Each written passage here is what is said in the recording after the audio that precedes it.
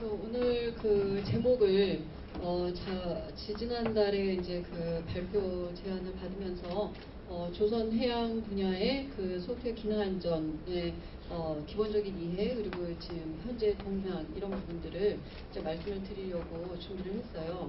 그리고 최근에 이제 그 등록하신 분들이 어디서 오셨는지 보면서 좀 내용을 이렇게 좀 그 제목은 그대로 뒀지만 좀 이제 방향을 가닥을 더 잡았습니다.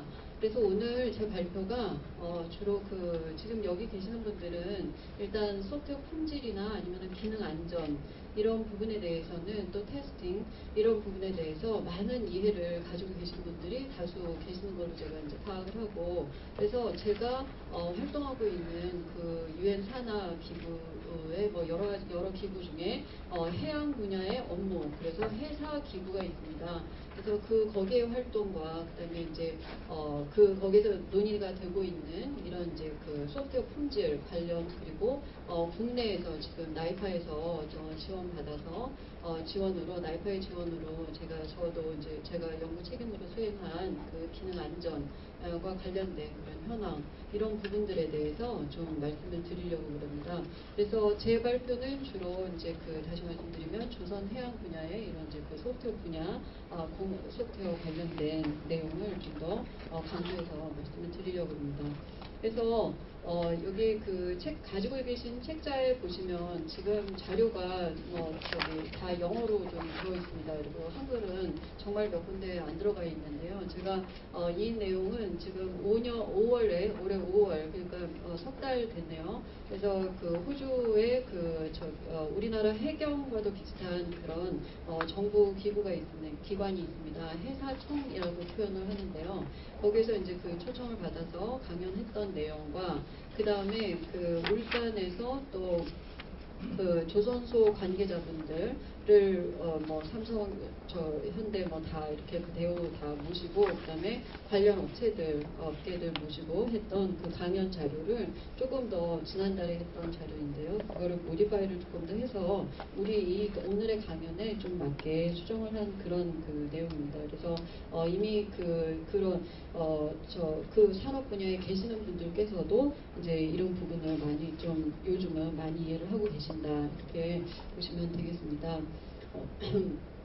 오늘 그 시간이 뭐 지금 1시간 원래는 50분으로 알고 있다가 80분으로 늘어서 그 80분을 어떻게 지금 다 소화를 하나 그러면서 왔는데요. 이 이후에 지금 가이드를 같이 개발한 그 나이스 컨설팅의 이낙준 소장님께서 준비한 그 설문 시간을 조금 더 드리는 걸로 나이파 윤수정님과 논의를 해서 제 강연을 60분으로 하고 이렇게 그 시간을 좀 조절을 해보겠습니다. 그래서 저는 그 소프트웨어 공학을 전공을 했고요. 그 다음에 한국해양대학교에 그 14년, 15년째 횟수로 근무를 하고 있습니다. 그리고 그 이전에는 다른 도메인에서 제가 그 학위를 하는 과정에 이제 그 다른 도메인의 소프트웨어 공학, 그리고 특히 그때는 제가 했던 게 이제 방법론을 기반으로 해서 설계 쪽을 주로 했었어요. 그리고 2003년도에 그 CMMI 그 연수를 CMU의 카네기 멜론 대학에 갔다 오고 나서 이제 해양대에서 이제 해양 분야의 소프트웨어를 지금까지 했다 이렇게 보시면 되겠습니다. 그래서 그 2004년에 지금 좀 전에 말씀드린 국제 해사기구에서 이나비게이션이라는 거를 이제 발의를 했어요.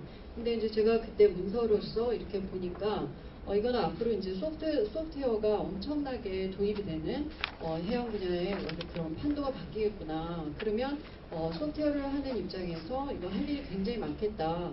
이렇게 생각을 해서 이제 그 IT 전문가로 이나비게이션 전문가로 정부 그 대표단 활동을 지금까지 이제 12년째 지금 하고 있습니다. 네. 그래서 그 오늘의 이제 구성은 이렇게 그 마리타임 에리어에서 마리타임이라 하면 이제 해사를 얘기를 하는 거예요. 그래서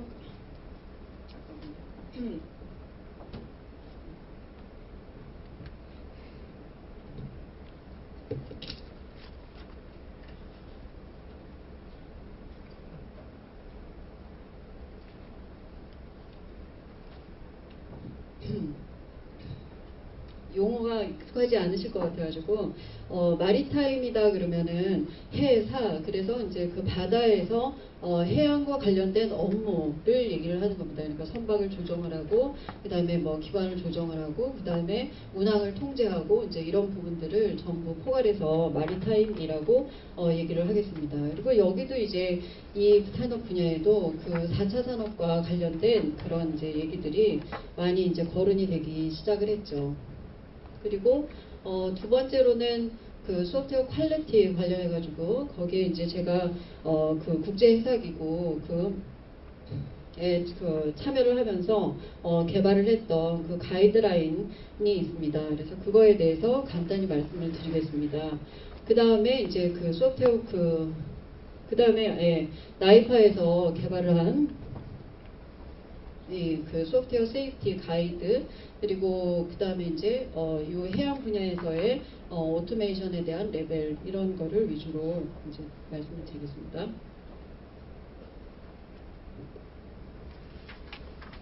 네, 여기에 보시면은 이제 4차 산업 분야의 뭐 기술은 우리가 여기서 더 이상 얘기를 하지를 않아도 여러분들이 많이 이해를 사실 하고 계시고, 그다음에 제가 이 장표를 이제 소개를 드리는 거는 해양 분야에도 이렇게 그 4차 산업에 대한 얘기를 많이 거론을 하고 있다, 이런 거를 이제 말씀을 드리고 싶어서 도입을 했습니다. 여기에 보시면 그 오토노머스의 비클이라고 그래서 뭐 자동차, 그다음에 모든 그런 이제 탈 것과 관련돼서 수단들이 포함이 되겠는데, 그러면 이제 선박도 여기 안에 이제 포함이 될 것이다, 이렇게 볼 수가 있겠습니다. 여기에 이 그림은 지금 아마 그 책에는 흑백으로 되어 있어서 자세히 안 보이실 것 같은데, 롤스로이스의 항공 엔진에 도입한 그 IoT 기술 기반의 어떤 장비를 얘기를 하고 있습니다. 그래서 추진 기계인데요. 추진 기관인데, 여기에 있는 모든 데이터들이 이제 수집이 되고, 그 다음에 모니터링이 되고, 그 다음에 이상이 생기면 바로 어떤 이제 대처를 하는 그런 것들을 얘기를 하고 있습니다.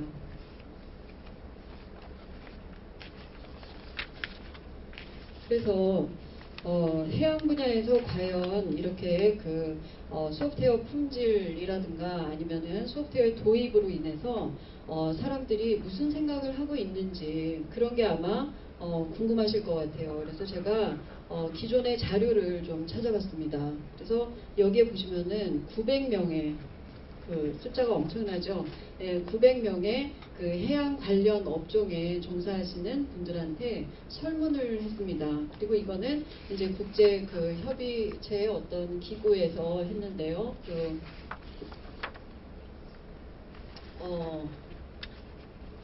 여기에 써 있습니다.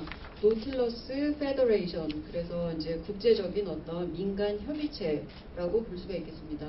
그러면은 900명의 구성은 이제 여기 담지는 않았지만 어떻게 되어 있냐 그러면, 항해사, 그 다음에 선박의 기관사, 그리고 육상의 관제사, 그 다음에 선주 협회 관련된 분들, 그 다음에 이제 거기에 연결된 모든 물류라든가 이제 이런 관계자들이 모두 그 업종별로 다 포함이 돼서 전 세계에 이런 마리타임 분야에 활동하는 현직에 활동하고 계시는 900명한테 이제 설문을 받은 그런 결과입니다. 그래서 전체가 이제 지금 이 세이프티가 60% 이상의, 이 900명 중에 60% 이상의 수백 명이 되겠죠, 그죠?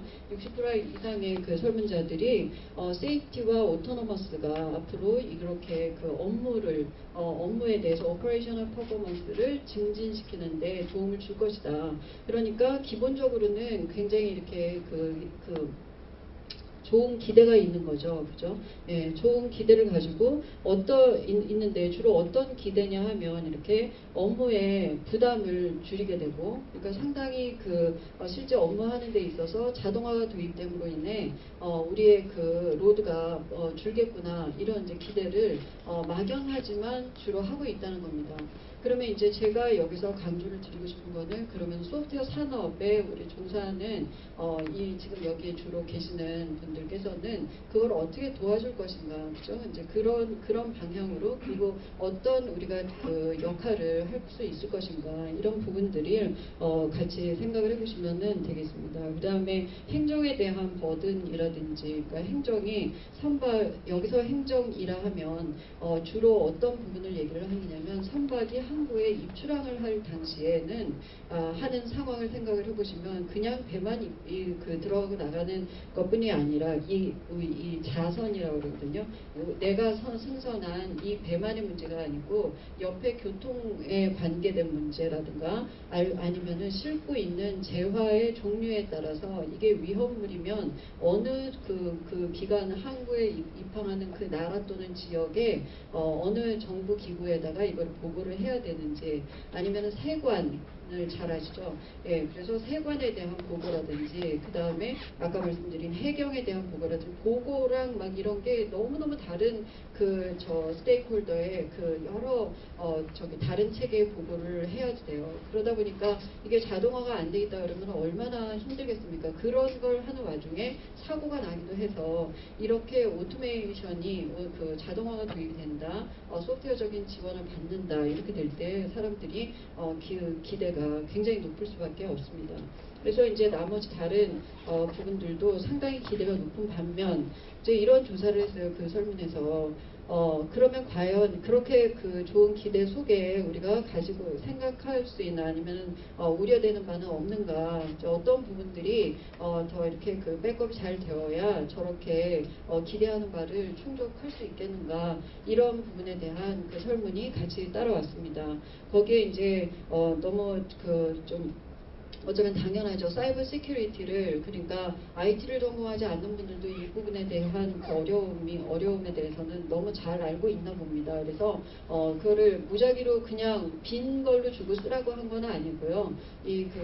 설문하는 측에서 몇 가지 안을 줬어요. 그래서 거기에서 이제 마크를 하도록 해가지고서 걸러낸 그런 이제 결과입니다. 근데 여기에 제가 색깔을 다르게 또는 진하게 그렇게 표시를 한 부분이 우선 순위대로 이렇게 사람들이 지적한, 설문자들이 지적한 우려 인데 여기에 이제 굉장히 소프트웨어와 관련된 품질 또는 안전과 관련된 이런 이슈들이 상당히 있다, 이렇게 얘기를 할 수가 있겠습니다.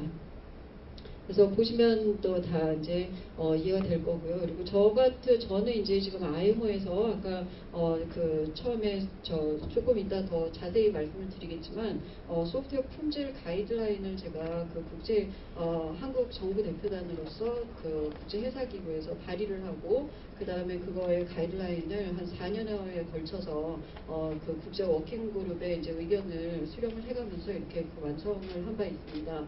그래서 그런 관점에서 볼 때 이제 많이 좀 인식이 됐구나, 이렇게 생각을 할 수 있었습니다. 또 이런 말씀을 좀 드려야 되겠는데요. 도메인마다 사실은 가지고 있는 어떤 여러 가지 산업적 특성이 굉장히 달라서 다른데, 선박 운항에 관련된 그리고 쉽빌딩 이런 부분이나 이제 하여튼 조선 해양 분야를 이렇게 생각을 해보면요. 배가 비행기도 마찬가지지만은 운항하는 그 지역이 국내에만 운항하는 그런 도메스틱 선박들도 있겠지만 주로 해외를 다니는 걸 우리가 생각을 합니다. 그렇죠? 그렇게 되면 거기에 따르는 규정이나 아니면은 제도, 아니면은 이렇게 표준, 이런 부분들이 그 지역에 리저널한 표준도 있어요. 당연히 있고, 그 다음에 전 세계 통항 선박이라고 얘기를 하는데, 이런 선박에 대해서는 국제 규정을 따라야지 되고, 그 규정은 어디서 정의를 하느냐면 IMO에서 정의를 하고 있어요. 국제 회사 기구에서. 그래서 유엔 산하에 여러 국제 기구가 있어서 ISO 도 너무 다 잘 아시고, 그 다음에 민간 기술 협회인 IEC 또 기술적으로 하고 있고, 그 ISO랑 IEC의 표준을 IMO에서는 이제 기술 규정을 정하지는 않습니다. 그래서 어떤 기준을 regulation이라 그래서 기준을 정하고 그다음에 그거에 대한 기술 표준은 기존에 있는 ISO나 IEC의 거를 가져오든가 안 그러면 IEC나 ISO에다가 거꾸로 요청을 해요. 우리가 이런 게 필요하니 기술적으로 표준을 제정을 해달라고. 그러면 이제 소프트웨어 퀄리티 같은 경우에는 사실 뭐 여러 그 기존의 그 표준들이 많이 있습니다. 그래서 그거를 전부 모아서 이런 것들이 있으니 이렇게 가야 된다 하고서는 이제 저희가 주로 따랐던 거는 1207 기반으로 해가지고 프로세스를 제안하고 그 다음에 퀄리티 그 프로덕트 퀄리티를 같이 그렇게 돼서 퀄리티를 준수하는 거 이런 거를 이제 그 제안을 한 바 있습니다. 그러면 네, 그 얘기는 조금 이제 다시 뒤에 더 말씀을 드리기로 하고요. 그런 부분들이 같이 이제 공감대를 많이 지금 형성을 하고 있다 이렇게 볼 수가 있겠어요. 그 다음에 지금 이 장표는 자동차 분야에서 이 자동화가 훨씬 더 빨리 이제 도입되고 지금 뭐 무인 자동차도 많은 그 실험을 통해서 뭐 조금 안 좋은 사고도 있기는 하지만은 굉장히 이렇게 빠르게 진척이 되고 있습니다. 자동차 같은 경우에는 사실은 이제 그 움직이는 동체 자체 사이즈가 작고 그 다음에 그 수요군이 뭐 1년에 뭐 몇백만 대, 몇천만 대 막 이러잖아요. 그렇기 때문에 전 세계적으로 그러기 때문에 이렇게 그 오토메이션을 도입을 하거나 이런 데 대한 니즈나 아니면 속도가 선박 분야보다는 굉장히 빠를 수밖에 없어요. 선박은 전 세계적으로 지금 운항하고 있는 상선, 그러니까 군함이나 이런 걸 빼고 52,000척 정도가 됩니다. 거기에는 이제 우리가 알고 있는 뭐 컨테이너선이나 아니면 페리에서부터 시작을 해가지고서 그 뭐 벌크라든지 아니면 LNG 선박 이런 것들이 이제 다 포함해서 그 정도 돼요. 그러면 그렇게 한 척수로 보면 이제 그 정도 되는 그런 그 규모라고 볼 수가 있습니다. 전형적으로 다품종 소량 생산의 그런 그 산업군이다 이렇게 얘기를 할 수가 있겠어요. 그래서 그래서 이제 요런 그 자동화의 속도가 조금 더 늦게 이제 도입된다 볼 수 있는데 그렇지만 그 자동차 분야에서 한 설문과 이 조선해양 분야의 그 수요자들이 느끼고 있는 그런 그 어떤 이 자동화에 대한 걱정이나 기대는 크게 다르지 않을 거라고 생각을 합니다. 그래서 제가 그런 자료를 가져와 봤어요. 36%의 그 운전자들이 이에 대한 자동화에 대한 굉장히 좋은 기대가 있습니다. 그 다음에 66%는 리얼타임 트래픽 인포메이션이 아주 정말 뭐 너무너무 파퓰러해질 것이다 이렇게 당연히 이제 그 생각을 하고 있고 그 다음에 여기에 왼쪽에 두 개는 이제 좋은 기대를 얘기를 하고 있습니다. 여기에 두 가지는 이렇게 뭐 지문이 열쇠에 지금 있듯이 뭡니까 그 어떤 보안이라든가 이런 부분들이 좀 문제가 되겠다라는 그런 걱정을 당연히 하고 있고 그 다음에 이렇게 개인화되는 데 있어서 어떤 소프트웨어 업데이트라든가 이런 부분들이 좀 걱정이 된다. 그럼에도 불구하고 그 이상 이렇게 무인 차에 대해서는 우리가 그렇게 믿을 수 있을까? 라는 그 의구심이 60% 가까이 이제 된다는 거죠. 그래서 현재 지금 전 세계적으로 자율운항 선박 뒤에서 다시 말씀을 드리겠지만 에 대한 논의가 많이 되고 있고 그 다음에 레벨도 나눠놨어요. 그런데 완전히 언맨드로 가는 데 있어서는 조금 상당히 시간이 많이 걸릴 것이다. 그렇지만 자동차도 마찬가지로 언맨드는 아직 우리가 굉장히 걱정할지 모르지만 레벨을 자동차 분야는 4단계로 나눠놨지 않습니까? 그래서 2와 3단계까지는 빠른 2는 이미 하고 있을지도 있고 대부분 그 다음에 3단계까지 가는 것도 얼마 걸리지 않을 것이다 이런 예상을 많이들 하고 계십니다. 선박 분야에도 지금 6단계 5 내지 6으로 저기에 따라서 그 발표하는 기구에 따라서 스파이스랑 CMMI도 왜 5단계 4단계 경쟁하듯이 좀 다르게 해놨잖아요. 그렇지만 그 내용을 보면 그렇게 차이가 나지는 않습니다. 역시 마찬가지로 여기도 그렇게 나눠놨지만 중간 단계의 그런 그 자동화는 지금 굉장히 좀 빠르게 고민을 하고 있다 이렇게 볼 수가 있습니다. 여전히 소프트웨어 분야에서 우리가 할 일은 굉장히 많이 늘어난다 이렇게 봐야지 될 것 같아요. 방금 전에 말씀드렸던 제가 이거를 추진한 공적으로 이제 해수부 장관 표창을 제가 영광스럽게 받은 바 있습니다. 그래서 그 당시에 이 제목이 조금 특이한데요. SQA가 있고 그다음에 SQA까지는 원래 A라는 건 어슈런스를 해야 되잖아요. 그래서 근데 그거를 하기 위한이라고 표현을 했는데 이 국제회사기구에는 IT를 아는 분들이 별로 없어요. 그러다 보니까 QA는 익숙하잖아요. 그죠? 그래서 이분들이 워킹그룹에 논의해서 그냥 우리 QA를 하자고 하여튼 약간 조금 저하긴 한데 저는 프로세스를 제안해서 이게 그 퀄리티를 잘 할 수 있도록 이거를 좀 달성을 했으면 좋겠다. 이걸 고려를 해야 된다. 이렇게 해갖고 한국에서 이제 저를 통해 이제 제안을 하기 시작을 했던 게 이제 제목이 이렇게 됐습니다. 그리고 이거는 그냥 구글링을 하면 바로 나오는 그런 문서예요. 이제는 2015년도에 승인이 돼서 그 뒤로는 이제 모두가 따르는 그렇게 규정이 된 거죠. 그 다음에 HCD가 이 당시에 이제 같이 들어가게 되는데 항해 장비 같은 경우에는 이제 사용자가 굉장히 중요한 항해사나 기관사들이 이 소프트웨어가 탑재된 시스템을 사용하는 게 굉장히 중요한 그런 이슈 사항이 있었습니다. 그래서 호주에서 HCD 파트를 제안을 하고 그 다음에 한국에서 SQA를 별도로 제안을 했던 게 어느 시점에서 이거 같이 뭉쳐지면서 하나로 지금 개발을 하는 그런 이제 상황이 약간 특이하게 이제 왔어요. 그래서 거기에 이제 이렇게 보시면 문서를 그냥 보시면은 금방 찾으실 수 있다고 이제 말씀을 드렸는데 이렇게 두 가지 개념을 합치다 보니까 기존에 여러분들께서 많이 보셨던 그 SQA, 소셜 퀄리티 관련된 그런 문서하고는 약간 구조가 좀 다르게 되어 있다 이렇게 보실 수가 있어요. 그렇지만 그 안에 우리가 잘 알고 있는 소프트웨어 퀄리티 관련된 그 국제 ISO 규격들이 모두가 언급이 되면서 여기 이런 것들을 같이 준수를 해야 된다 이렇게 이제 언급이 되어 있기 때문에 이 분야에서도 이제 SQA를 하려고 그런다. 그러면 그 기존에 지금 활용하시는 그 표준 내지 도구들을 그대로 활용을 할 수 있으면 제가 말씀드릴 수 있겠습니다. 그리고 여기에는 이제 아까 요 앞에 다이어그램에 잠시 지나갔는데 유저빌리티 테스트 부분이 그러니까 HCD 같은 경우에는 디자인하는 거잖아요. 설계하는 거잖아요. 이거를 어떻게 이제 평가를 할 수 있는가. 그래서 유저빌리티 테스트를 통해서 이제 할 수 하는 거를 그 당시 논의를 했고 그다음에 소프트웨어 같은 경우에는 26이죠.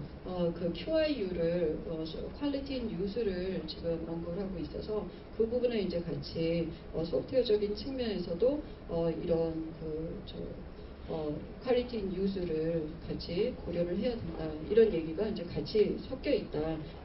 이렇게 말씀드릴 수 있겠습니다.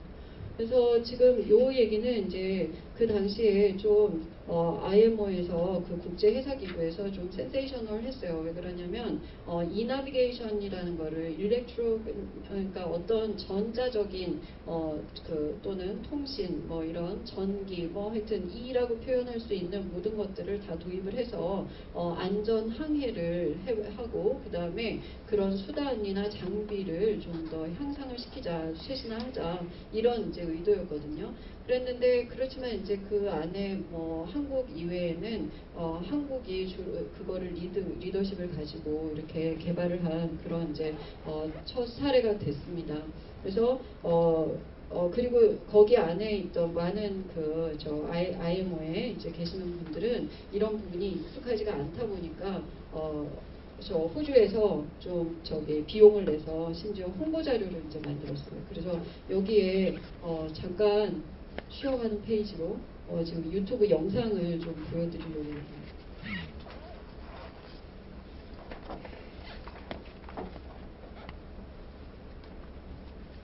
해주시겠어요? 네.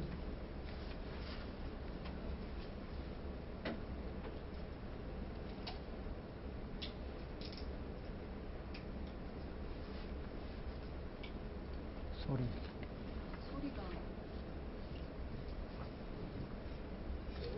Will deliver a shift support in real-time such as updates to electronic 소리를 좀 더 키우시죠.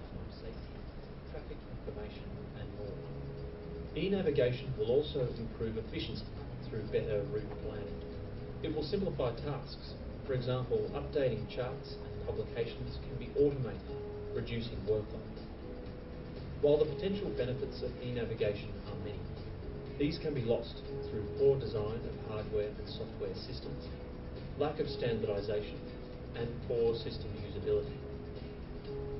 To help ensure that the promise of e-navigation is realised, the International Maritime Organisation has taken steps to improve the development processes for new navigational systems. In June 2015, the International Maritime Organisation approved the Software Quality Assurance and Human-Centred Design Guideline for e-navigation. Using a life-cycle development process with 5 stages, the guideline lays out best practice methods to deliver new systems for e-navigation with a focus on quality and user experience. This 5-stage approach can be applied to SQA and HCD and consists of concept development, planning and analysis, design, integration and testing, and normal operations. For human-centred design, Stage 1 involves understanding and specifying user characteristics and their goals and interactions with tasks, stakeholders, physical operating environments, and social and management requirements. Stage 2 involves identifying user and system requirements, including clarification of system goals, analysis of stakeholders and users' needs and expectations, including resolution of any conflicts, identification of any safety issues, and analysis of training requirements. Stage 3 involves producing design solutions that meet the requirements identified in stages 1 and 2, including development of prototypes and test beds, solutions and refining based on user testing, high-quality user interaction requirements, and a maintenance and support regime. Stage 4 is where the design is tested for usability. User testing is vital, and it needs to be carried out early in the process and employ test participants who are representative of the users. Measurements of usability should include effectiveness, efficiency, and satisfaction. This can involve scenarios and test cases using methods that need not be overly complicated or expensive, such as expert evaluation, questionnaires, interviews, walkthroughs, task-based user testing, and observations. User test results can help determine the final acceptance criteria. Stage 5 involves maintaining operational usability of the finished product. During a system's operational life, users are well placed to provide accurate feedback that can lead to system refinements and subsequently improve performance in newer versions. Software quality assurance employs similar activities through the same 5 stages. Stage 1 involves defining stakeholder and system requirements, along with the required characteristics and context of use. Stage 2 involves defining functional and non-functional system requirements and solution optimization. Stage 3 is software architecture, design and implementation. This involves defining and setting the system structure and ensuring it meets defined software quality requirements. Stage 4 is software testing, installation and acceptance. Appropriate methods and standards for testing software should be used to ensure the reliability and validity of the software qualification test. Software qualification testing should take place in the intended operational environment.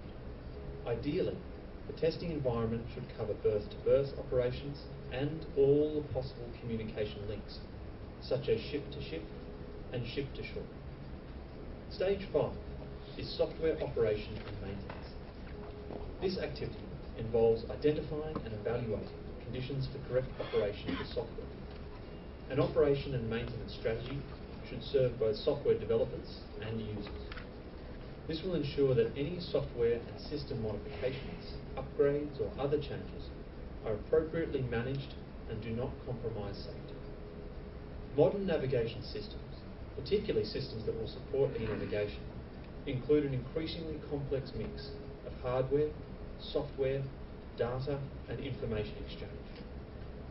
Designing and developing these systems, now more than ever, requires a dedicated focus on user needs and on systems that meet user needs.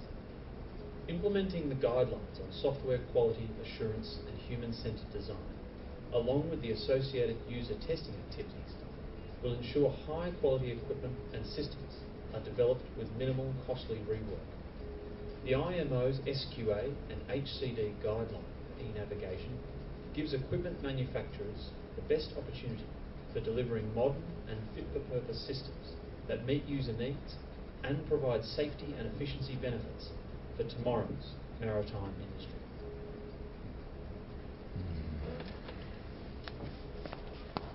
배를 보는 게 저는 저기 제 연구실이 배 앞에 있어요. 그래서 배를 매일 보고 그 다음에 한국해양대학교 캠퍼스는 작은 섬을 하나 다 쓰고 있습니다. 전 세계 유일의 섬을 하나를 대학 캠퍼스로 쓰고 있는 그런 저 직장에 다니고 있는데요.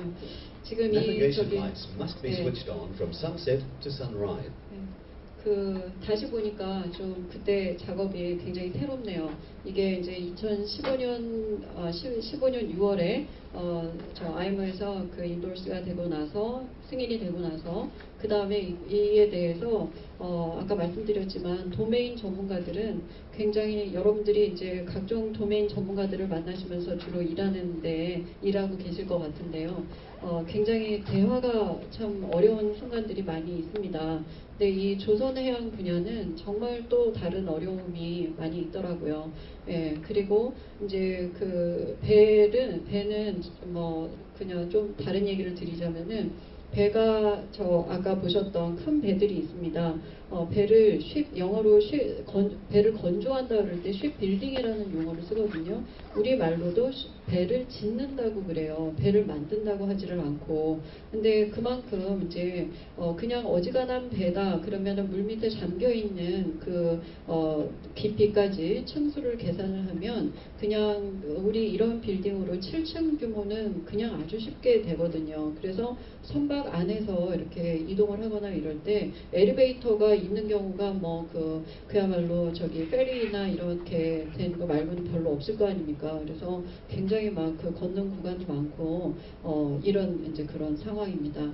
그 안에 전자 장비들이 기존에 하나도 없었냐 하면 당연히 많이 있겠죠. 근데 이렇게 그 이나비게이션이라는 게 나오는 거는 통합을 주로 의미를 하는 겁니다. 그래서 인테그레이션이 안 된 채로 각종 그 수준이 다른 소프트웨어를 포함한 그런 장비들이 다 이렇게 그 배마다 서로 다르게 이제 같은 종류의 목적의 장비라 하더라도 그게 옛날 거 올해 나온 거 그다음에 막 10년 전, 20년 전에 심지어 나온 것도 사용을 하고 있을 정도로 그러니 이거를 메인터넌스를 하려고 그러면 그야말로 언어를 뭐를 썼느냐도 너무 차이가 많이 나고 그거를 랩핑을 해서 뭘 어떻게 하려고 그래도 너무 이게 그 보수하고 이러는 문제들이 굉장히 좀 어렵고 좀 그렇더라고요. 그래서 이제 그런데 그리고 또 자동차와는 다르게 여러분들이 자동차 요즘은 굉장히 우리나라 자동차도 굉장히 잘 만들어서 10년 이상 타잖아요. 그죠? 근데 선박 같은 경우에는 20년 된 것도 건물 같아요. 건물. 20년 된 아파트 그러면 살 수 있지 않습니까? 다 살잖아요. 30년 넘어도 살잖아요. 그죠? 그런 것처럼 배를 이제 선주라고 얘기를 하죠. 아니면은 해운 회사 우리의 그 정말 아픈 추억 기억인 그 한진 해운 그런 이제 배를 용선을 한다 그럽니다. 용선을 하거나 하이어를 하거나 아니면은 자체 보유한 선박을 가지고서 이제 재화를 실어 나르는 이런 그 업태를 해운업이라고 얘기를 하죠. 그래서 거기 그런 해운업이나 아니면은 선박을 가지고 있는 데에서 이런 새로운 장비 IT에 또는 소프트웨어를 포함한 새로운 장비를 들이는 결정을 하는데요. 분들이에요. 이분들은 어떤 특성이 어떠냐면 잘 결정을 안 해요. 쉽게 말하면. 그 다음에 사고가 안 나고 배가 돌아가고 있는데 내가 그 돈을 몇 억대로 들여가지고 할 일인가? 이거에 정말 퀘스천이 100만 개입니다. 그래서 대화가 어려워요 또. 그런데 이제 안전을 이렇게 해서 이제 거꾸로 어떤 안전이 답보가 된다는 거를 여태 사고 왔는데 그 사고를 얼마로 돈으로 얘기를 해줄 수 있겠느냐고 이런 질문들을 또 하세요. 그러니까 참 대화가 어렵겠죠. 네, 그래서 그런 이제 그 산업의 특성을 가지고 있다 보니 이런 동영상까지 만들게 된 겁니다. 오죽하면 정말 이거를 이해를 시키려고요. 그거를 여러분들께서 이렇게 어떤 느낌을 받으시면 오늘 좀 이 분야의 소프트웨어 공학 내지는 이런 기능의 안전을 어떤 식으로 우리가 아니면 테스트를 하고 계시는 분들이라면 또 어떻게 가져가야 되는가 하는 부분들을 좀 생각을 더 하실 수 있지 않나 싶어서 추가로 말씀을 드렸습니다. 이때 그 가이드라인을 만들면서 안 그래도 펑션 세이프티 얘기가 나왔었어요. 국제 그 워킹그룹에서. 그래서 이것까지 우리가 여기서 해야 되지 않냐. 세이프티, 크리티컬, 릴레이티드 뭐 다 해가지고 레벨별로 정해서 해야 되는 거 아니냐. 막 또 이제 그런 4년 동안 작업을 했으니 뭐 여러 가지 얘기가 나오지 않았겠습니까. 그래서 그런 얘기도 나왔었는데 그때 이제 어떤 결정이 결국에는 났냐 그러면 이 펑션 세이프티는 너무 이거 하나로서 범위가 너무 큰 거기 때문에 이거를 HCD, SQL을 합치는 이 대목에다가 얘는 넣기가 너무 어렵다. 중요한 건 알지만 우리가 여기서 할 수는 없다. 이런 결정을 했습니다. 아주 잘된 결정이라고 생각을 해요. 안 그러면 뭐 일을 하기가 너무너무 어려웠을 거예요. 아직도 안 끝나고 있을지도 모르겠고. 근데 그런 그 국제기구에서 특히 IMO, 다른 데는 제가 정확하게 모르겠습니다만은 IMO에서는 정한 시한이 있어요. 2년 뒤에 이거를 끝내야 돼. 그 다음에 인도르스가 안 나면 그 플러스 1년 정도 더 줄게. 안 그러면은 막 무효가 된다든지 뭐 하여튼 그렇거든요. 그래서 그거를 어쨌든 시간에 맞춰서 우리가 또 작업을 해야 되는 그 3, 4년에 주어진 시간이 있었습니다. 당시에 이제 요 그림이 그래서 들어가 있어요. 그 다음에 세큐리티도 그 당시에 또 같이 논의가 됐으나 이것도 또 따로 해야 된다 그래가지고 근데 세큐리티는 좀 이따 보여드리겠지만 IMO에서 그 뒤에 뭘 했어요. 근데 여기에 그 펑션 세이프티 관련해서는 아직도 안 하고 있습니다. 한국에서 해야 될까요? 그죠? 여기에 파란 부분은 이제 이렇게 색칠이 된 부분이 같이 다 논의가 됐는데 그 가이드라인 앞에 보셨던 동영상 보셨던 그 가이드라인에서 포함할 그 스코프로 범위로 이제 정한 그런 이제 결정이었습니다. 그래서 할 일로 이제 남겨둔 그런 상태임을 여러분들이 보실 수가 있겠어요. 자, 이제 그 독일의 그 유명한 자동차 관련 협회에서 회사죠. 협회 또는 회사에서 내놓은 얘기인데 이때 펑션 세이프티는 이렇게 시스템의 복잡도가 여기엔 뭐 나오진 않았지만 너무 당연히 시스템의 복잡도가 높아지면 높아질수록 정말 피할 수 없이 그 중요한 일이 될 것이다 라는 얘기고 그 다음에 이 얘기가 이제 어디에 써 있는 거를 제가 그대로 가져온 겁니다. 그야말로 최신의 그런 비클의 어떤 개발에 있어서 아주 키 팩터가 바로 될 것이다. 펑션 세이프티는. 그렇죠? 그래서 우리가 이 자리에 모인 거라고 생각을 합니다. 세이프티랑 지금 이 얘기는 요 장표는 이제 여기 계신 여러분들한테는 별로 안 필요할지 모르겠어요. 근데 제가 그 조선해양 분야에 뭐 이제 이런 분들한테 설명을 할 때는 세이프티랑 세큐리티랑 잘 구별을 못 해가지고 안 하시거나 아니면은 뭐 그냥 같은 건가 이렇게 생각을 하시거나 이제 그런 경우들이 있어서 이렇게 정리를 했습니다. 세이프티는 그야말로 이제 그 소프트웨어 기반 시스템을 사용을 하면서 이렇게 의도치 않게 만들 수 있는 그런 어떤 간단한 오류에서부터 시작을 해가지고서 아니면은 의도된 그런 오류 이런 것들을 막는 거, 그거를 도와주는 거, 이거를 세이프티라고 얘기를 할 수가 있다 그러면 우리가 안전 제일주의 이런 얘기를 하지 않습니까? 예, 소프트웨어 안전 빼고도 그런 안전을 얘기를 하는데 그 안전은 지키려는 마음이 없으면 안 지켜져요.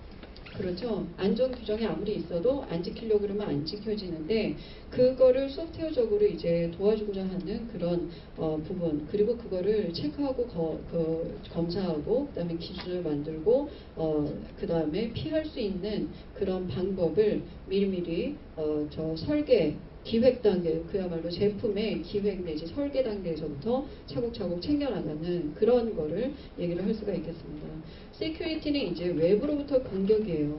그러니까 거꾸로 얘기하면 세이프티는 내적인 어떤 실수에 의해서도 발생할 수 있는 거를 얘기를 하는 거고요. 시큐리티는 분명히 외부로부터 의도된 공격으로 얘기를 할 수가 있겠습니다. 그러니 이제 모든 저기에서 어떤 이렇게 소프트웨어 시스템을 도입을 해서 사용하고 있는 그런 회사나 조직에서 CEO가 이제 이거를 비용을 쓰는 거를 결정하는 그런 장면을 한번 생각을 해보십시오. 그런데 세이프티 측면에다가 우리가 돈을 들인다. 그 다음에 시큐리티에다가 돈을 들인다. 이렇게 비용을 투자를 한다. 이렇게 했을 때 시큐리티는 답이 굉장히 빠르게 나오고 그 다음에 분명해요. 어떻게 보면. 그래서 아마 시큐리티 쪽에는 비용 투자가 각 조직에서 많이 빠르게 결정이 되는지도 모르겠습니다. 담당자들이 각각 있다고 할 때 시큐리티 담당자한테 그래 우리가 5억을 들였어. 그러면 작년 동안에 우리 시큐리티를 투자한 거에 어떤 효과는 뭐지? 그러면 한 달 평균 몇 건을 막았고 만약에 그거를 못 막았다 그러면 우리가 어떻게 돼가지고서 얼마의 손해를 났을 텐데 그걸 막았습니다. 딱 얘기를 할 수가 있어요. 어떻게 보면. 근데 세이프티 같은 경우는 뭘 막았냐 그러면 아직도 사고가 안 났는데요. 아직도 사고 나길 바라는 것도 아니고 그죠? 근데 만약에 이 사고가 난다 그러면은 그러면 얼마야? 그건 또 이게 스코프에 따라서 또 다르기 때문에 그걸 얼마라고 얘기를 할 수도 없고 그러니까 그 세이프티에다가 우리가 비용을 투자해야 되나 이런 생각을 할 수가 있지 않나 이제 여러분들하고 대화를 하면서 제가 이제 그런 생각이 많이 들었습니다. 시큐리티 같은 경우에는 IMO에서도 그래서 이거를 굉장히 이제 보안이나 재화의 해적들이요. 장비가 그러면 해양 분야에 좋은 장비가 없냐 하면 있습니다. 제일 좋은 장비를 전 세계에서 가지고 있는 조직은 해적 집단이에요. 그래서 정말 나는 놈 위에 뛰는 놈 위에 나는 놈 있다고 그걸 전부 다 그야말로 이제 이 시큐리티 측면이 굉장히 큰 문제가 되겠죠. 그리고 큰 어떤 이제 어느 특정 구간 특히 어느 해협 이렇게 해가지고서 사고가 많이 나는 그 해적의 저거를 굉장히 공격을 많이 받는 그런 구간에는 굉장히 좋은 장비를 가지고서 그걸 전부 다 이제 해킹을 하고 이렇게 해갖고 얼마짜리 물건을 어떻게 싣고 가는지 이런 것까지도 이제 다 이게 그냥 다 이제 뿌려지는 거죠. 어떻게 보면.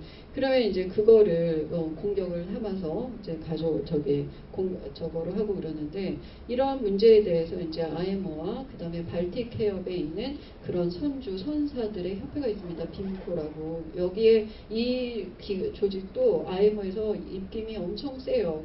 영향력이 굉장히 셉니다.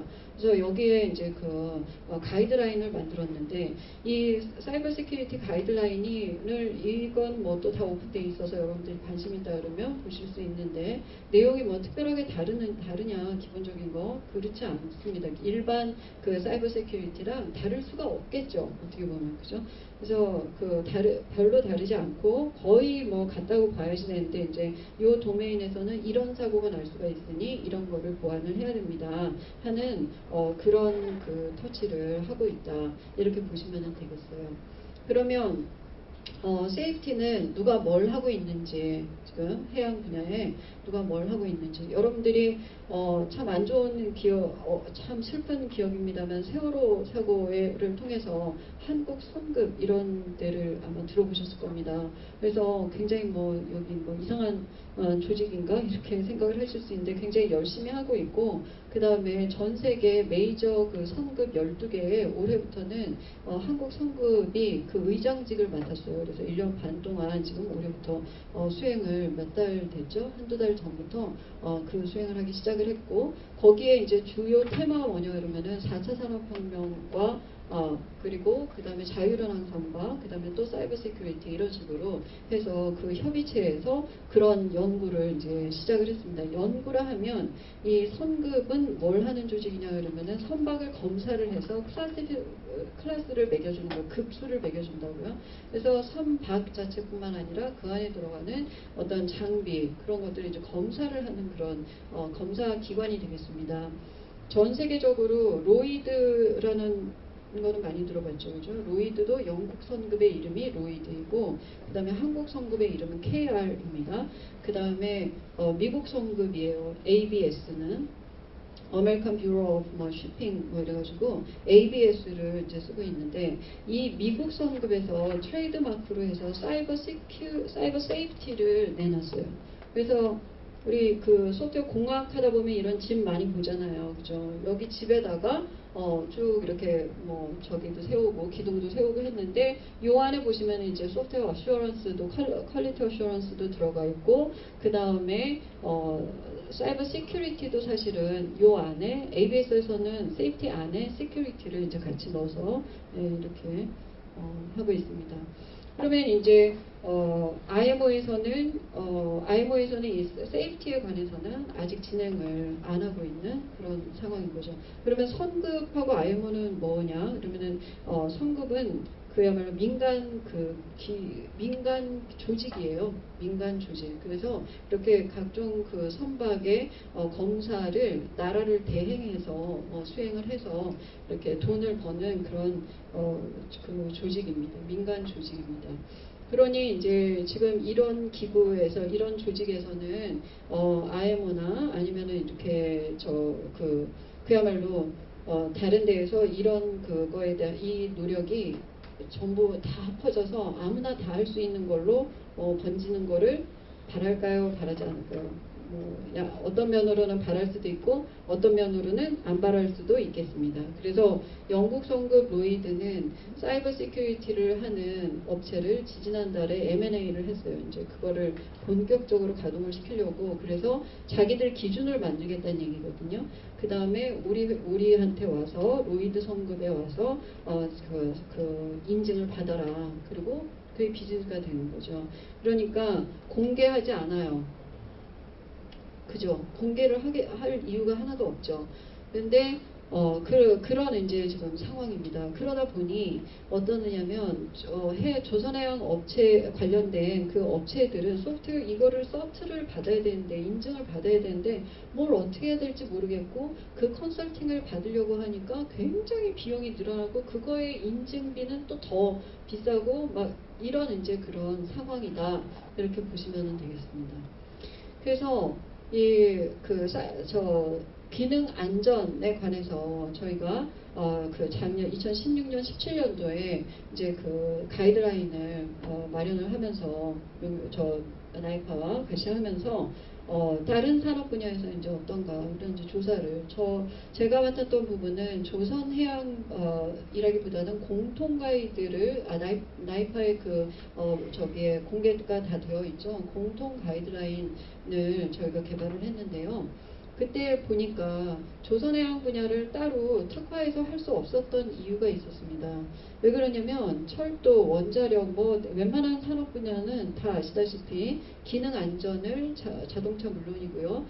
별도로 그 산업 분야에 맞게 해석을 해서 다시 그 규격을 만들어 뒀거든요. 근데 조선해양 분야는 61508 이외에 아무것도 없어요.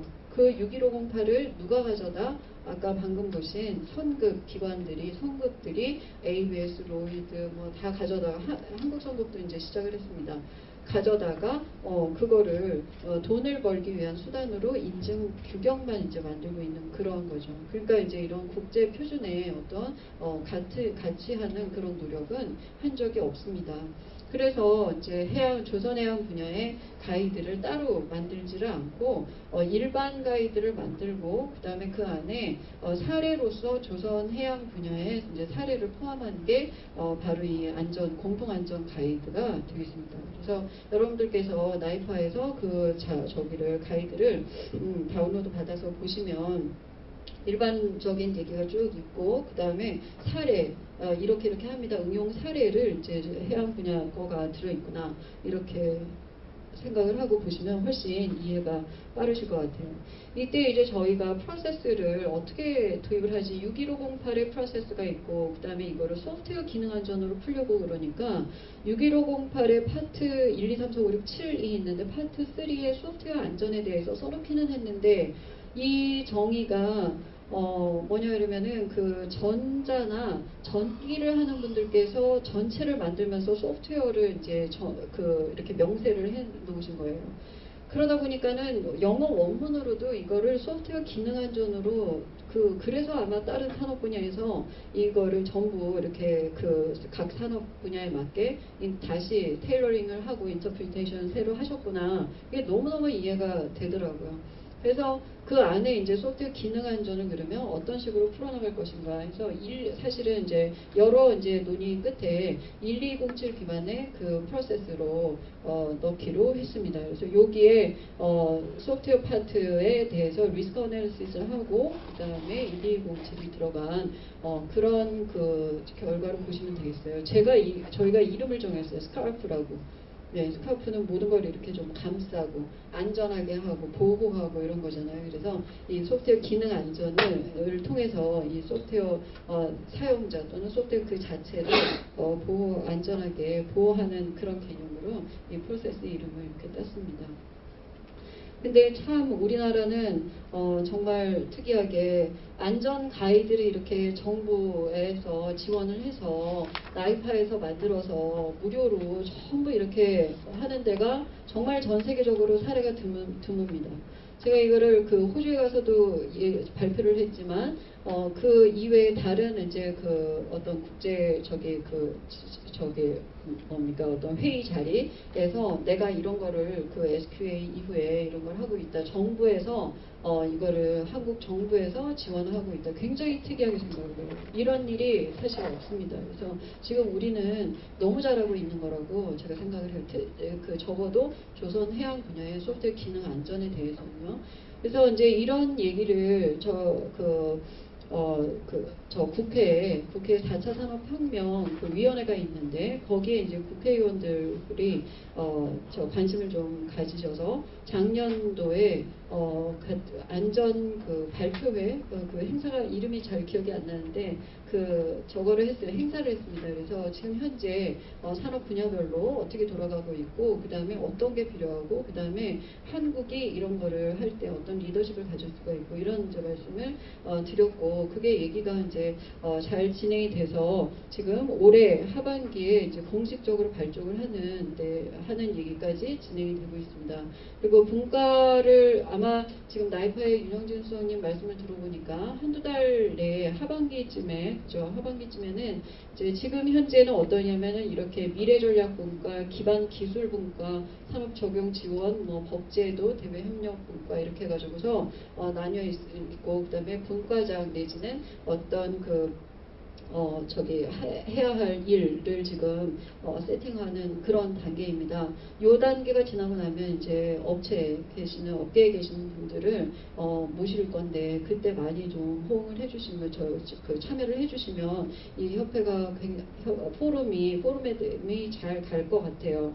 그 포럼의 결과는 뭐냐 그러면은 결국 이제 하이라이트는 저는 국회에서 드라이브를 거는 거기 때문에 이 부분이라고 봅니다. 저는 법제도는 잘 몰라서요. 대외 협력이나 아니면은 기반 산업 기술이나 여기에 지금 이제 분과를 아마 다른 분과 같이 맡게 될지 하여튼 제가 맡을지 이런 지금 논의를 하고 있는 중에 있습니다. 사실.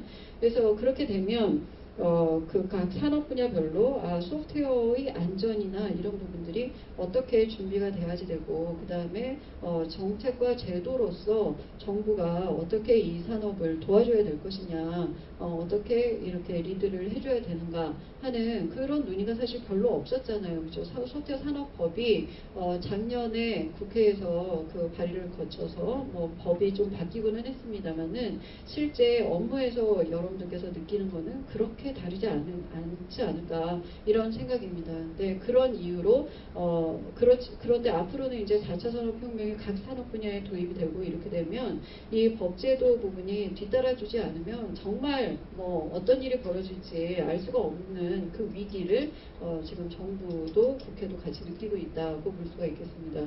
그때 같이 의견을 주시면 굉장히 도움이 많이 될 것 같습니다. 그래서 여기에서는 이제 아까 말씀드린 대로 이렇게 법제도 개선을 위해서 지금 제가 말씀드린 이런 부분들이 같이 인풋이 돼서 이 분야에는 이렇게, 이 분야에는 이렇게, 또는 공통으로 이렇게 하는 그런 어떤 결정을 할 수 있는 그런 인풋을 꾸준히 국회에 내는 그런 거로 볼 수가 있겠습니다. 자, 이제 또 다시 잠시 쉬어가는, 졸리시죠? 쉬어가는 페이지입니다. 이 부분은 지금 롤스로이스에서 만든 정말 유명한 오토너머스 선박이라고 해서 유튜브에 롤스로이스 오토너머스 이러면 저 동영상이 1번으로 뜰 정도로, 예, 저뿐만 아니라 제가 다른 분들 뭐 이렇게 행사에, 그 세미나에 가서 들어도 요거를 많이 사용하는 그런 저 동영상입니다. 한번 잠시 보시죠.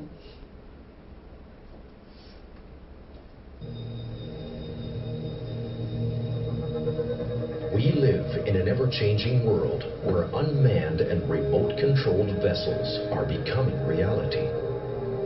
Let us share a view of this world with you.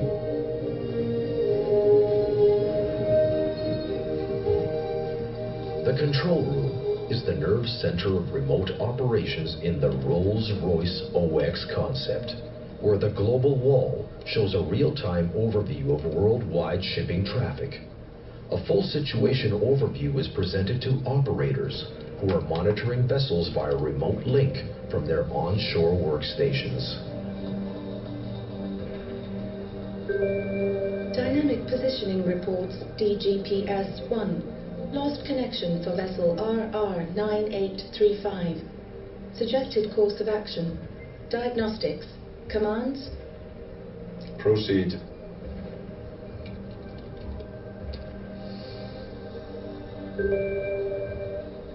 GPS, Geopositioning and Celestial Navigation Status. Nominal. INS status. Transmission stopped. Suggested failure mode, physical. Commands? Stand by. I'll have a closer look. Drones 01 through 08 ready for inspection flight. Commands? Launch drones 1 and 2. Flight plan. Standard inspection routine. Camera control. Manual with eye track.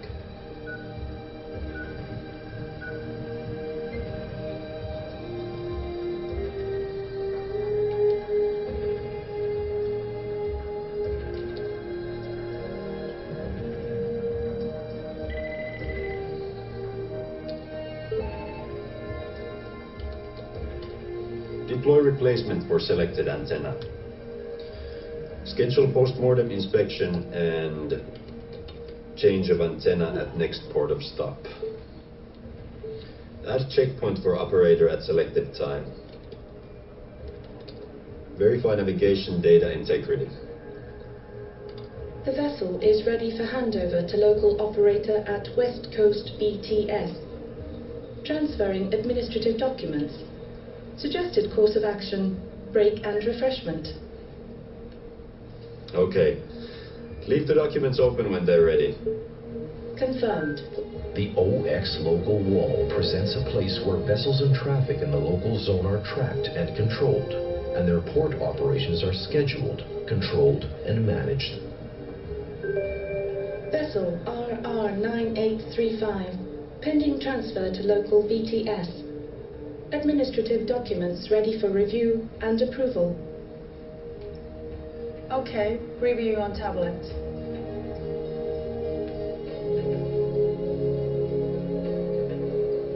summary of tagged events for the new vessel on WOW.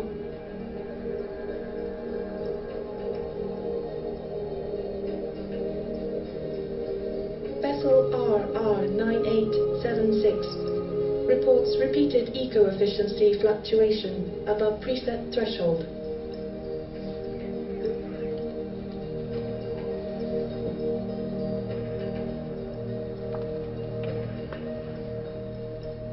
Page experts to local workstation 6. In OX, situation handling is made efficient with sharing of information and flexible use of data. System specialists are available on demand for problem analysis and assistance. Welcome. Show me a summary of propulsion motor operation for the past 3 hours.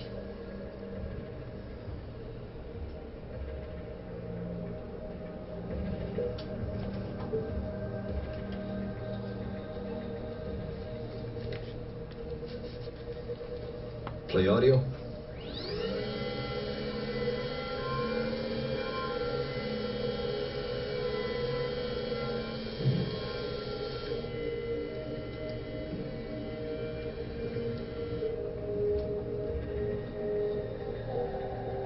Vessel tagged with situation handling for all operators. Right. Bring vessel viz to collaboration table 1. The OX collaboration table is a tool dedicated to teamwork and in-depth situation analyses and reviews, allowing ad hoc problem solving on a shared and flexible presentation platform. We are looking at a vessel with possible propulsion motor failure. We need to decide whether she can sail to port with both motors or if she needs to shut down the other shaft line. Judging by the motor sound, I'm suspecting a failed feedback sensor.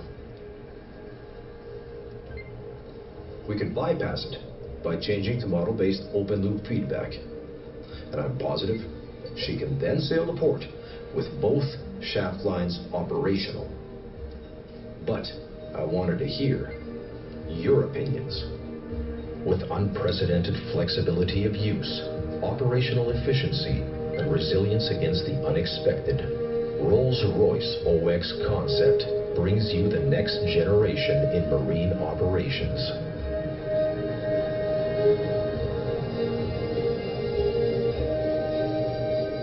Rolls-Royce, trusted to deliver excellence.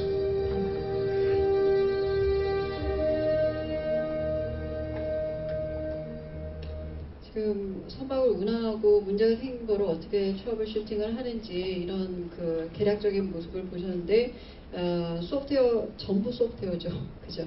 예, 소프트웨어로 할 일이 굉장히 많은 그야말로 미래 선박의 모습을 보여주고 있습니다.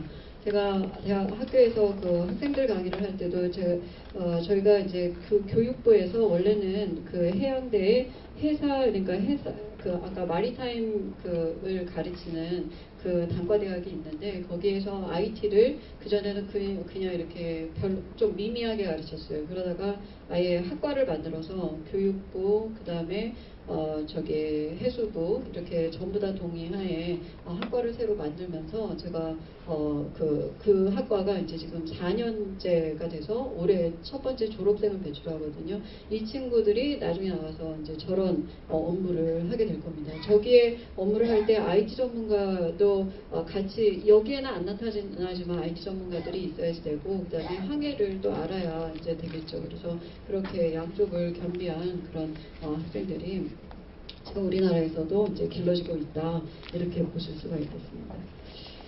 자, 그러면 이제 여기에 지금 이렇게 롤스로이스가 이런 얘기를 하고 있다 그러는 거는 우리가 굉장히 시사하는 바가 큽니다. 롤스로이스는 이제 선박도 항공, 뭐 이런 자동차 이 엔진 이 분야에 정말 전 세계 톱 회사 아닙니까?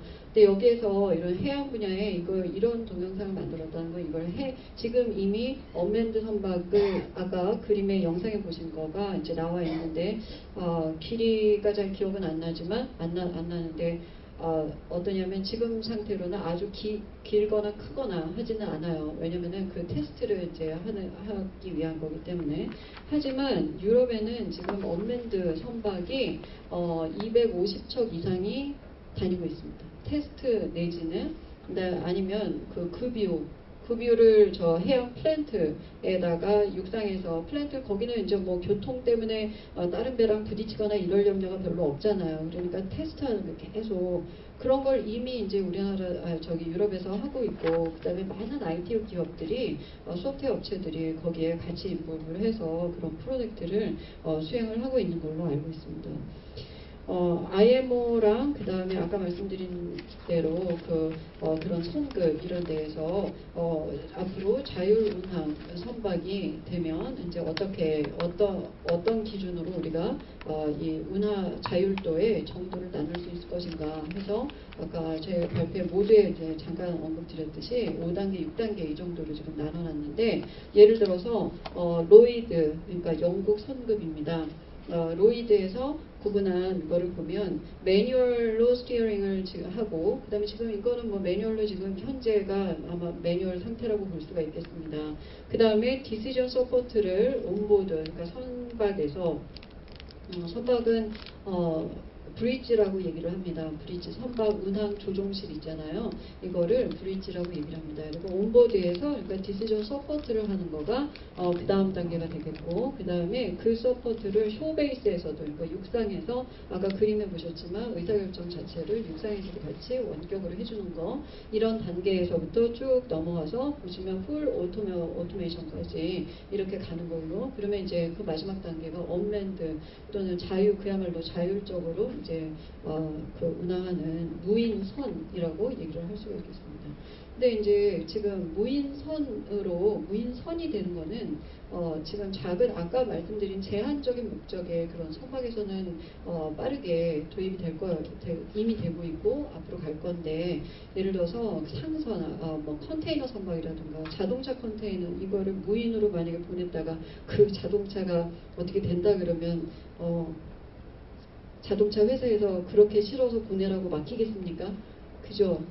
최종 그 사용자한테 고객한테 두 달 되기 전에 우리 차에 문제가 생기면은 생산 라인 전체의 차질이 빚어지잖아요. 뭐 어떤 방식으로든. 그러니까 그런 일이 별로 그렇게 빨리 올 것 같지가 않다. 이런 얘기가 업계의 이제 얘기입니다. 그래서 여러분들이 그 컨테이너 이렇게 길에 다니는 거를 가끔 보셨다 그러면 이런 마크를 본 적이 있을지도 모르겠어요. 우리나라 한진해운 뭐 이런 것도 저는 부산에 사니까 이런 거 많이 보고 있는데 거의 뭐 매일 봅니다만은 머스크라고 덴마크의 회사인데 전 세계 그 해운 시장에 거의 뭐 한 3분의 1 가까이를 마켓쉐어를 가지고 있다고 할까요? 그 자체적 연구소가 있어가지고 IT 연구를 다 하고 있습니다. 그래서 해운, 그 다음에 육상의 로지스틱스랑 같이 연관된 부분까지도 이 회사가 하고 있는 그런 분야로 굉장히 그 리더십이 막강한 그런 회사입니다. 여기에서 이제 얘기가 머스크사에서 얘기하는 게 지금 이렇게 자동화 레벨의 자율 레벨의 지금 현재 요 단계인데 이거를 지나서 레벨 여기까지 가면은 우리가 커넥티드 카 이런 얘기 많이 들어보시죠. 커넥티드 선박의 단계가 온다고 얘기를 할 수가 있고 그 이상이 가면 좀 뭐 디지털라이즈라 그러는데 이건 표현이 그렇게 이들 문화에는 맞는지 모르겠습니다만 아무튼 그 다음 단계가 되고 그렇게 전체 풀 오토노미까지 갔을 때 이제 오토노머스 선박으로 우리가 부를 수가 있겠다 이런 구분을 해놨습니다. 그런데 지금 이런 얘기를 제가 이제 업계의 상황을 소개해 드리느라고 하는 바도 있지만 사실 저렇게 자동화 자체가 문제가 아니라는 거죠. 그죠? 자동화 왜 합니까? 그죠? 왜 하느냐 하면은 결국은 그 자동화를 도입을 해서 각 이해관계자들이 이익을 높이고 그 다음에 편리를 추구하고 뭐 여러 가지 이유가 있을 거 아닙니까? 여기에서도 역시 마찬가지로 자동화는 그거 자체의 목적이라기보다는 안전을 확보를 하고 그 다음에 reliability나 efficiency, 오퍼레이션의 efficiency 이런 부분들을 확보하기 위한 그런 거라는 거죠. 그래서 선박에서 일어날 수 있는 세이프티다 그러면 충돌 방지 같은 거 여러 시나리오가 있겠습니다. 이런 게 모두 자동화가 돼야 되는 대상이에요. 근데 지금 문제는 뭐냐면 아까 앞에서 말씀드린 6가지 오토메이션 레벨 있잖아요. 거기에 여기에 어느 정도가 레벨 1에 해당하는지 레벨 3에 해당하는지 이게 없어요. 이제 논의가 시작이 돼야 되는 거예요. 그래서 사실 그게 지금 이제 시작하는 연구 테마 중에 하나입니다. 그래서 노르웨이의 이제 그 연구진들하고 지금 협력을 해서 그거를 지금 잘 하는 거를 지금 슬슬 얘기를 이제 시작을 하고 있거든요. 무슨 얘기냐 그러면 아까 그 로이드라는 선급에서 조직에서 단계를 나눠놨다 하면 어떤 업체에서 장비를 소프트웨어 포함된 장비를 만들어 와요. 그런데 나 2단계로 AL 레벨 2로 승인받고 싶은데요. 그러면 AL 레벨 2에 해당하는 오토메이션 레벨이 뭔지 정의가 되어 있어야 되겠죠. 그 다음에 그거를 확인할 수 있는 어떤 기준이 있어야 되고, 그 다음에 그에 대한 만약에 이제 그로 인해서 우리가 로이드 성급에서 서트를 줬단 말이죠. 승인서를 내줬어요. 근데 걔가 만약에 문제가 생겨가지고 그로 인한 고장이 생기거나 사고가 나거나 큰 데미지가 생겼다 그러면 그 책임을 누가 물죠? 그죠? 그런 부분까지도 전부 같이 고려를 해서 여러 가지 의논이 필요한 겁니다. 그래서 덴마크에서 이제 그 머스크랑 그다음에 덴마크 정부에서 지원을 해서 덴마크의 기술대학에서 지금 여러 가지 이제 연구를 해서 올해 초에 발표한 보고 자료에 의하면 리포트에 의하면은 이렇게 아까 보셨던 그 레벨에 따라서 이거를 폴 톨러런스랑 그 다음에 시스템의 리던던스를 어떻게 확보를 레벨별로 해줄 것이냐, 이 기준을 또 이제 그 다음 단계로 만들어서 발표를 했습니다. 지금 이렇게 여기를 보시면은 저 추진기가 리던던트한 그 낮은 레벨에서는, 그 다음에 그 이상의 추진기가 굉장히 중요하죠. 이렇게 그 교통 수단에 있어서는요. 그래서 그게 기본적으로 이제 리던던시 해서 폴 톨러런스가 확보가 된다 그러면 그 되고 난 것까지가 여기 레벨 2에 해당을 하고, 그 다음에 이제 다른 소프트웨어 기반의 서비스 또는 기능들의 그 고장 여러 가지로 해석을 할 수가 있겠습니다만은, 여기서는 이제 어떻게 그 고장 감내 또는 극복을 할 것인가, 그리고 그를 지원하기 위한 리던던시는, 시스템의 리던던시는 어디까지 돼야 되는가, 이런 부분들에 대한 그 논의가 되겠습니다. 근데 여전히 이제 여기서 많은 연구를 했을 건데 그 발표는 안 했어요. 여기에 소프트웨어가 어떻게 어디까지 이렇게 구체적으로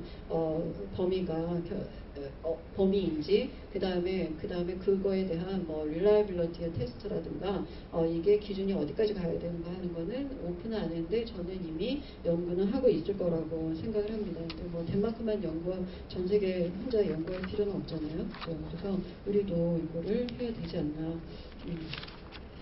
그 다음에 이거는 그래서 아까 말씀드린 대로 그렇게 자동차 분야에서는 이미 많이 이제 얘기가 됐습니다만은 그와 비슷하게 이렇게 소프트웨어가 도입이 되면서 각 레벨별로 소프트웨어의 범위는 뭐고, 그다음에 그거를 안전이나 아니면은 이런 시큐리티 또 세이프티를 확보하기 위한 그런 기준은 뭐고, 그다음에 그로 인한 사고가 나는 데의 해석은 어떻게 되어야 되고, 그걸 위해서 아까 말씀드린 대로 IMO 레벨에서, 그러니까 리지널한 그런 법규뿐만 아니고 전 세계적인 레벨에서 이걸 어떻게 규정이나 제도가 정의가 되어야 되는가, 이런 부분들이 이제 올해 5월에 IMO의 워킹 그룹이 만들어져서 이거 같이 이제 얘기를 시작을 하고 있는 그런 상황입니다. 자, 이제 마지막입니다. 결국 이렇게 하는 거는 여러분들 요즘 워라밸 얘기 많이 하잖아요. 그죠? 해양 분야도 대표적으로 워라밸이 안 지켜지는 그런 분야인데, 이렇게 안전하게 사용할 수 있고 항해사들이 안전이 확보가 되는 그런 소프트웨어 시스템 도입으로 해서 이렇게 워라밸을 잘 갑자기 사고 나고 그러면은 소프트웨어 하시는 분들도 갑자기 뛰쳐가야지 되지만 항해사들도 막 밤낮 없이 해야 되거든요. 근데 이제 이게 그 산업 도메인뿐만 아니라 뭐 산업 도메인 측에서 그다음에 이제 소프트웨어 부분에서 같이 협력이 될 때 지켜지지 않나, 미리 우리가 뭔가를 해야 되지 않냐, 이제 이런 얘기로 결론을 드리겠습니다. 감사합니다.